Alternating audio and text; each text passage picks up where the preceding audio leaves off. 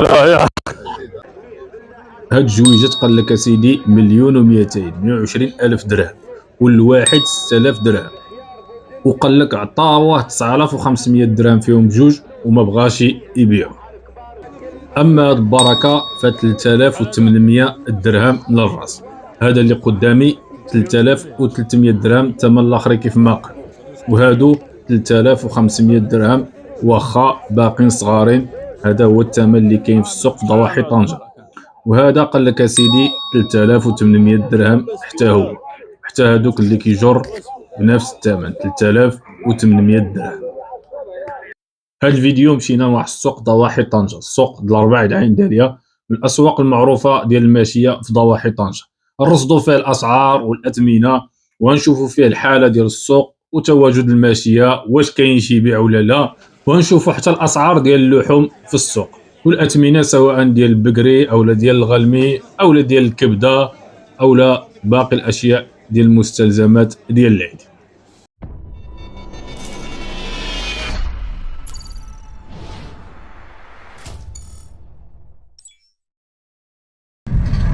السلام عليكم، تحية طيبة للجميع، كنحييكم. اليوم نعملوا واحد الفيديو على السوق ديال الحولي. كنعرفوا ان الشعيرة الدينية ديال عيد الاضحى قربت. اليوم نمشيو احد الاسواق قرب طنجة، الضواحي ديال طنجة بمعنى، ونشوفوا الاسعار، ونشوفوا السوق كيفاش عامل، ونشوفوا واش كاين رخاء، بحكم ان السنة اللي فاتت كانوا الاضاحي يعني الدولة كانت قررت انه توقف عملية ديال البيع والشراء ديال الاضاحي، بمعنى ان الرؤوس الماشية خصهم يكثروا ويكونوا كاينين بكثرة، بمعنى ان هذه السنة هذه خصها تكون الاسعار في متناول الجميع. لكن واش هذا الشيء كاين او لا؟ الجولة ديالنا في سوق الماشية الخير تبارك الله كان كاين، الحولي موجود وبكثرة. حق اللي لاحظنا ان البيع ضعيف بزاف والشاري منعدم تقريبا، بحكم اننا تفاجأنا ان اسعار الماشيه مرتفعه جدا. حولي ما كاين غير 4000 3500 الصغير مره، وحدث ولا حرج، كاين ديال 6000، كاين ديال 7000، كاين ديال 5000. طبعا هذا الشيء بزاف على الدروج، وهذا اللي خلى المواطن ما يقتنيش الحولي دابا وما يشريش دابا، رغم ان الحولي موجود بكثره، إلا أنه الغلاء موجود بكثرة. أسعار مرتفعة جدا، أسعار الغلاء كاين 4000 5000، حولي صغير مرة 3500، أثمنة جد مرتفعة حدود الساعة. وهذا الشيء كيعكس سبب الغلاء معلوم، لأن كاين مضاربين في السوق، كاين اللي كيسميوهم فرحشية، كاين اللي كيزيدوا الثمن، كاين اللي كيحتكروا السوق، وبالتالي خصهم هما يستافدوا من اي مناسبه او اي شاعره سواء كانت دينيه، ما كيهمهمش هما، كيهمهم شنو يدخلوا، شنو يحققوا ديال الارباح. واضافه الى ذلك سمعوا رئيس الحكومه شنو قال، يعني تفوقات الملايير على الكسابه وعلى هذا، وما بقات حتى حاجه اخرى. انا كنتوجه لهم، ما بقات حتى حاجه اخرى غادي تجي. دوك اللي بغى يدخل السوق خصو يدخل دابا، لانه بلي غادي تدخلوا السوق كلكم من بعد غادي يطيح الثمن، والمواطن هذا الشيء اللي بغى. باش نكونوا رئيس الحكومه كينصح التجار ديال الماشيه باش يبقى السوق طالع، لان المواطن خصو الرخاء، جاتو النفس نفسو على الغلاء، خصو الاسعار تكون زايده. تصور معايا دابا هذا كيقود الحكومه، هذا كيسير البلاد، وهو نفسه على من؟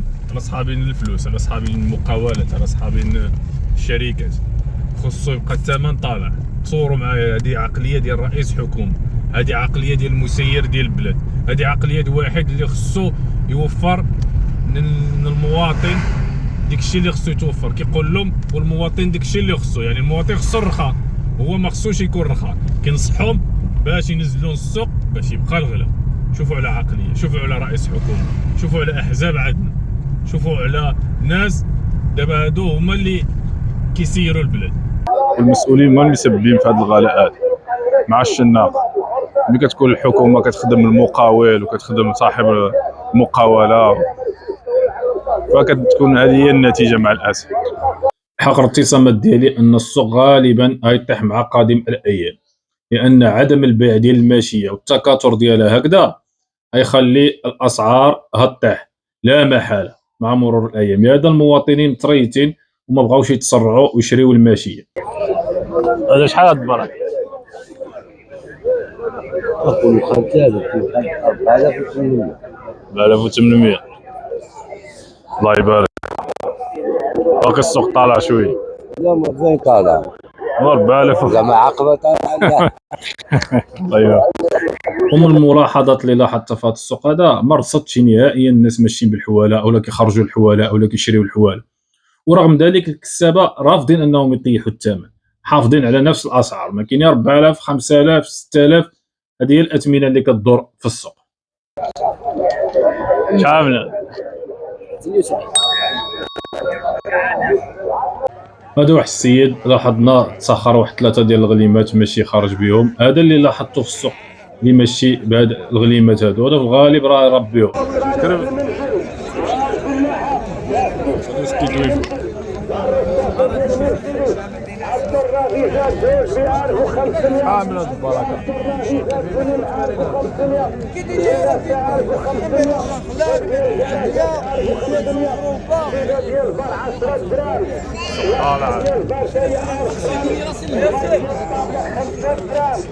اما الا مشينا للجهه ديال اللحوم فكنلاحظوا ان اللحم ديال البقري عامل 90 درهم.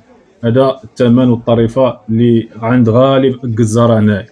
كاين اللي عامل 95 درهم، كاين اللي عامل حتى 100 درهم على حسب اللي عنده الكليان ديالو.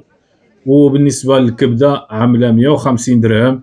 بالنسبه للكفته والهبره كتبقى ما بين 110 درهم حتى 100 درهم على حسب كل واحد وشحال كيبيع من الكليان ديالو.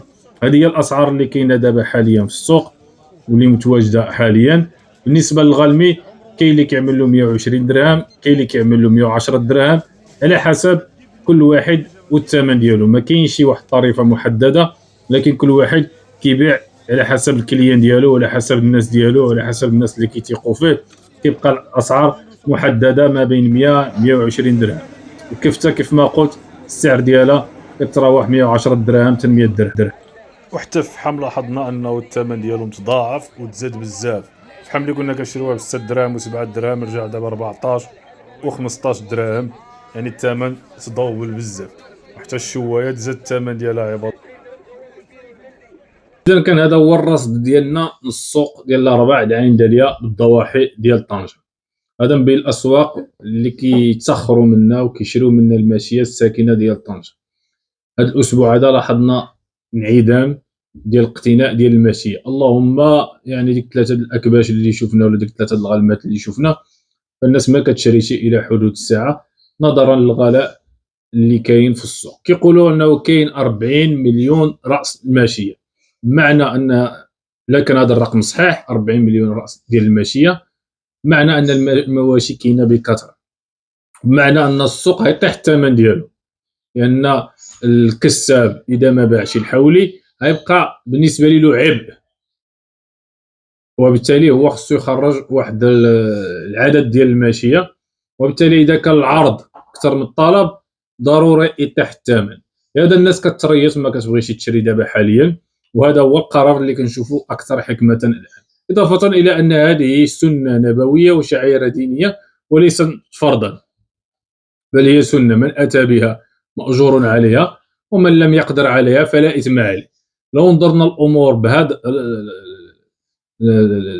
الكلام ديال العلماء وبهذه الاليات الشرعيه طبعا ما تكونش الاسعار غاليه، لكن مصباح الاضحيه ديال العيد بالنسبه للكثيرين كاين واحد ما كيصليش خصو يضحي العيد، مع العلم ان الصلاه واجبه والصلاه فرض، والصلاه هي اللي كتدخل الجنه.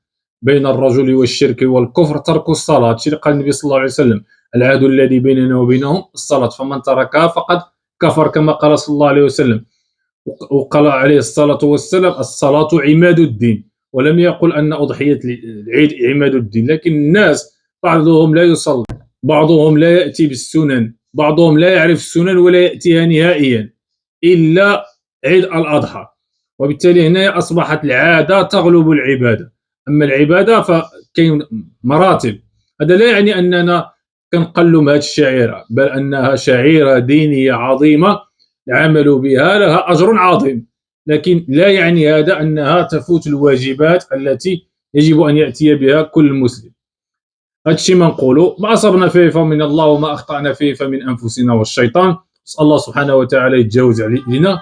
مرحبا بكل الاراء ديالكم والتفاعل ديالكم في هذه القضيه، والى فيديو اخر نحييكم. السلام عليكم.